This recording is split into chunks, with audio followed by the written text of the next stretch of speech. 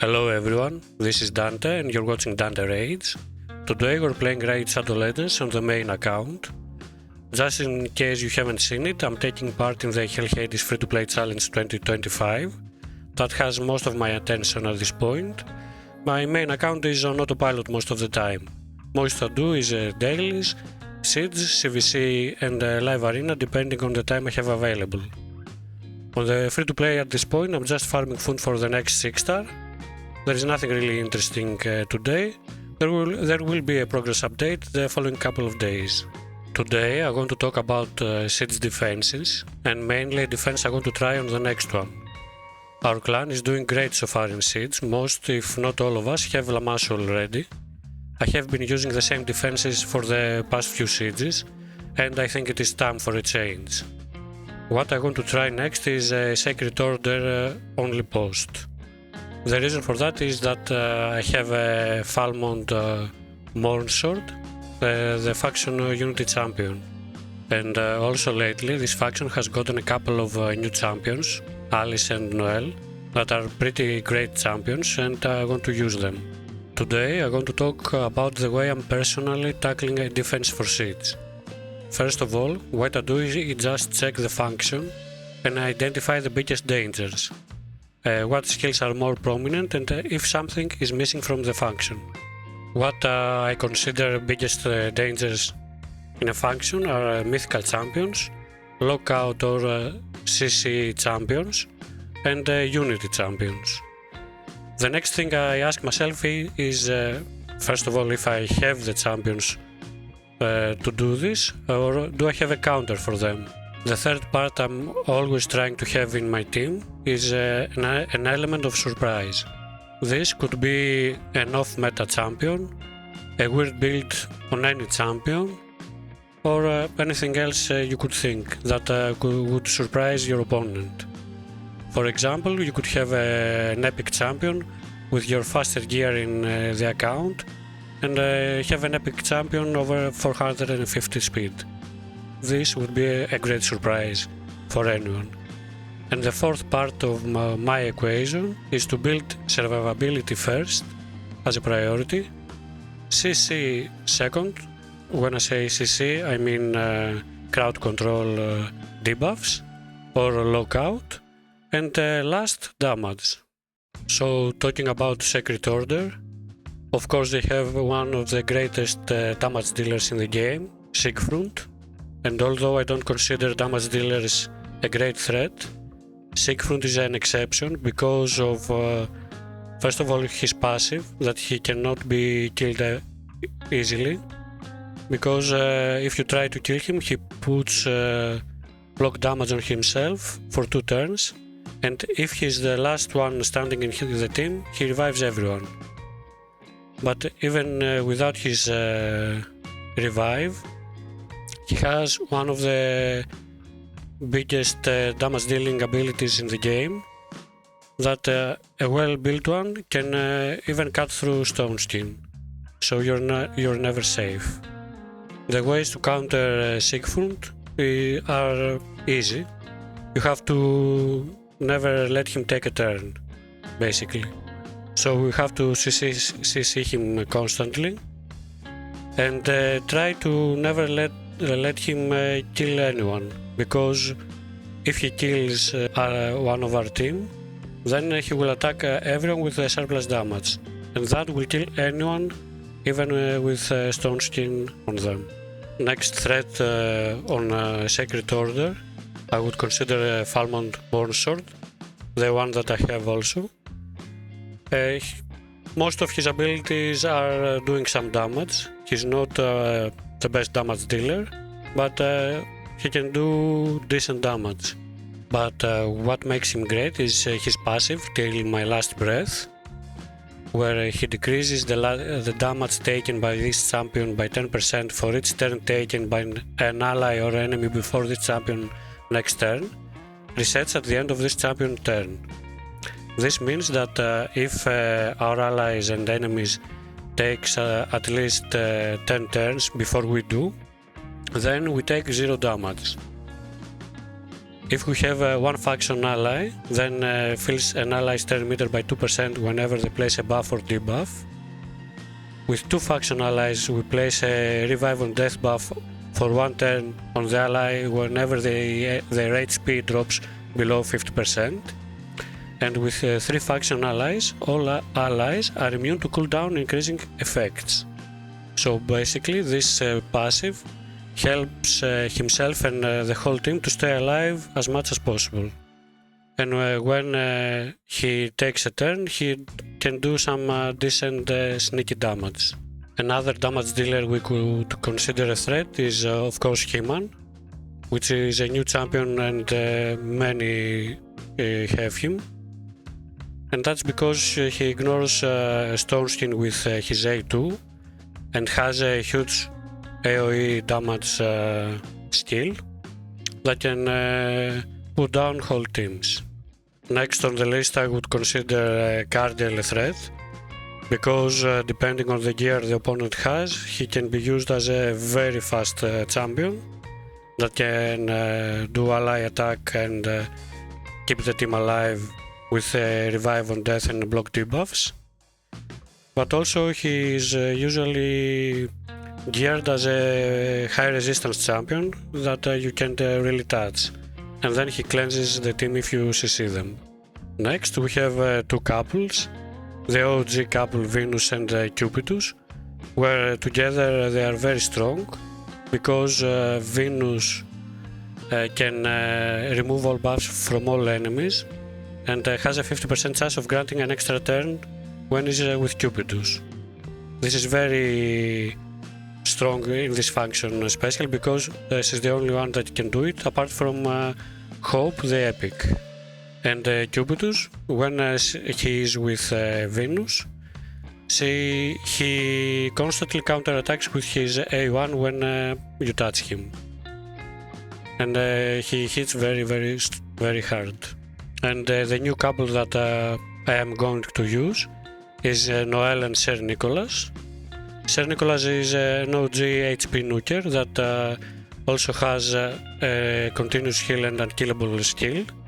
And Noel has one of the best revives in the game, that is 3 turn when booked, and also can freeze the opponents.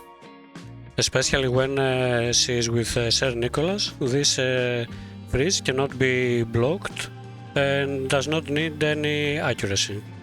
On her A2 she can remove ship if the ally is under the ship debuff.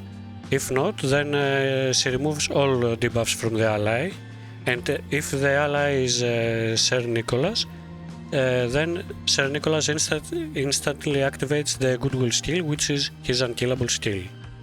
And she also puts increased speed on everyone. And the last champion I'm going to talk about in this list is of course Alice the Wanderer, and is one of the champions I'm going to use in my team.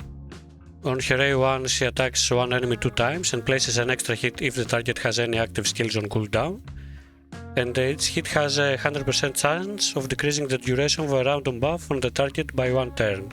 Very strong A1. On her A2, her signature move, she attacks all enemies. When booked, she has a 100% chance of increasing the cooldown of all enemy skills by 2 turns. Also, she has a 100% chance of decreasing each target's turn meter by 15%. If at least one of the target's skill has its cooldown increased to the max, decreases the turn meter by 30% instead. This part is what we like the most, because the opponent might have the Unity champion as well, so we won't be able to put their skills on cooldown, but the turn meter decrease will work on them. And on her A3, she attacks one enemy, will ignore 20% of the target's defense. If the initial target is killed, also attacks the enemy with the lowest HP, will also ignore 20% of the target's defense as well. On her passive, whenever this champion attacks, inflicts 3% more damage to each target for each turn remaining on all of their skills cooldown. The bonus damage is counted individually for each target, and resets the cooldown of one of these champion's skills each time they kill an enemy, occurs once per skill. and this has 3 turns cooldown, the active part. Of course, Sacred Order is one of the strongest factions in the game. They have many good damage dealers. They have Mode, which is a great reviver, Wixel, even Vitrius is a very good damage dealer for the siege especially, and Constantine, and even Phoenix, which all 3 of them have block revive abilities that are very annoying. So this small list I made is by no means the perfect list. Now let's check the team I'm thinking of using. First of all, Noel, Sir Nicholas, Falmont and Alice.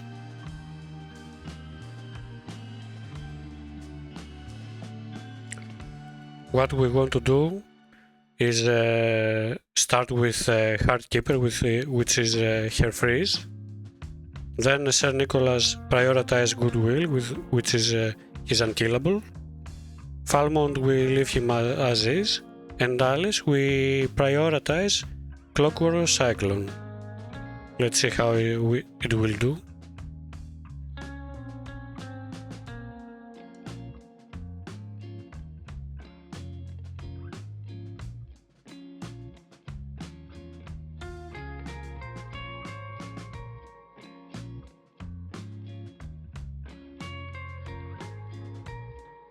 As we can see, the opponents are always frozen or have their skills put on cooldown, and our team is always buffed with unkillable and continuous heals.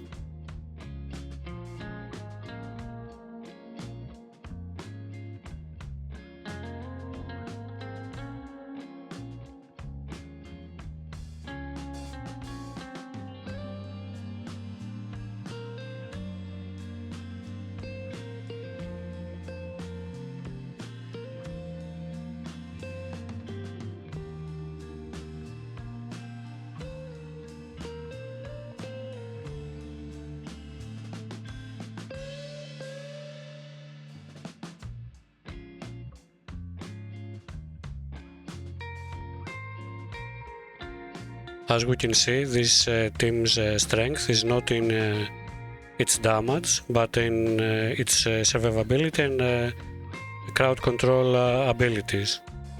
Because Crixia couldn't put our skills on cooldown, and even if they had Pythion, the freeze can go over the block debuffs. So the team easily beat the opponents.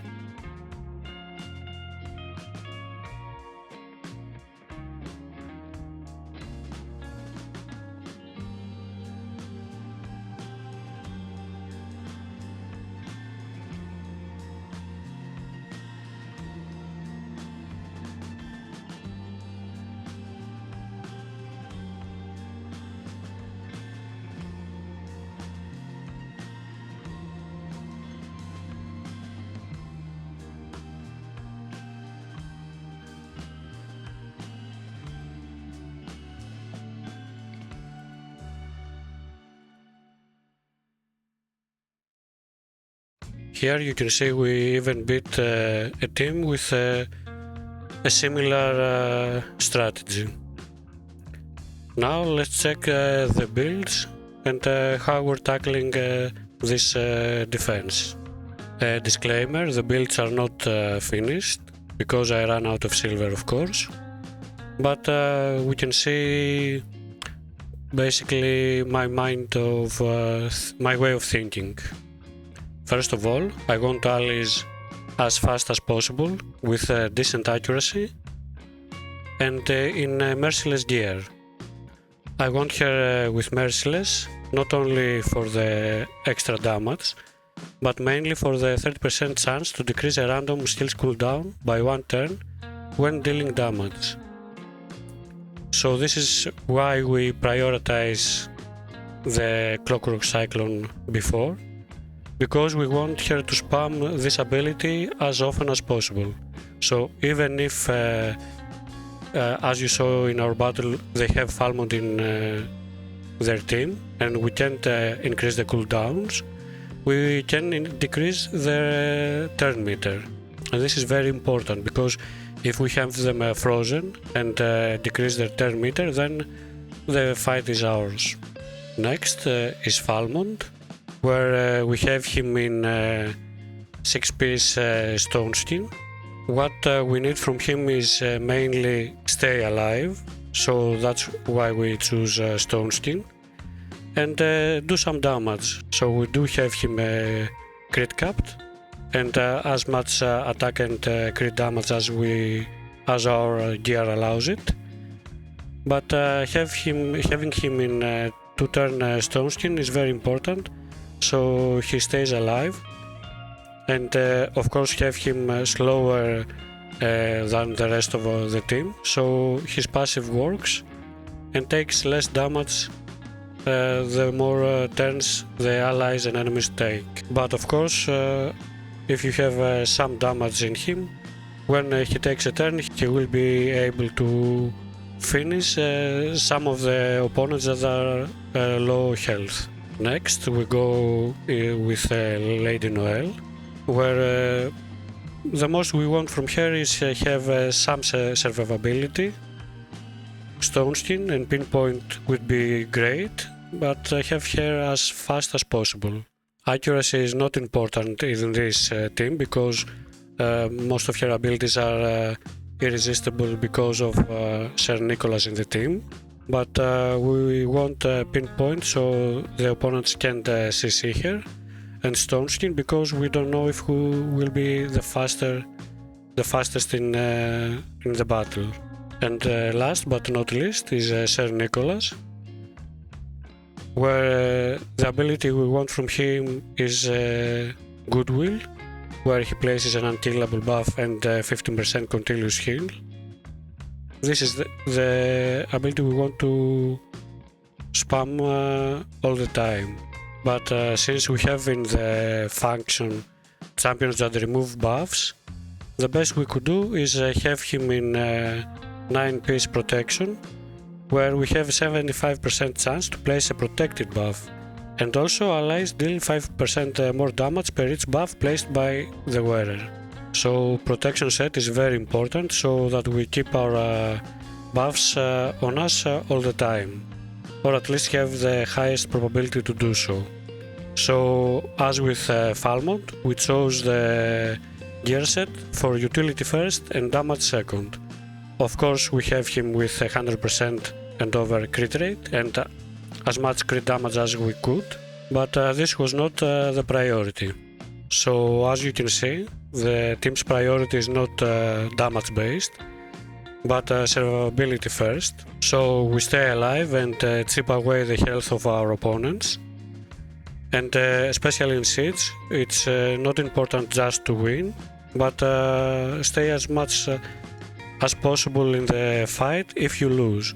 Because in case of a draw, the turns taken in a battle do count.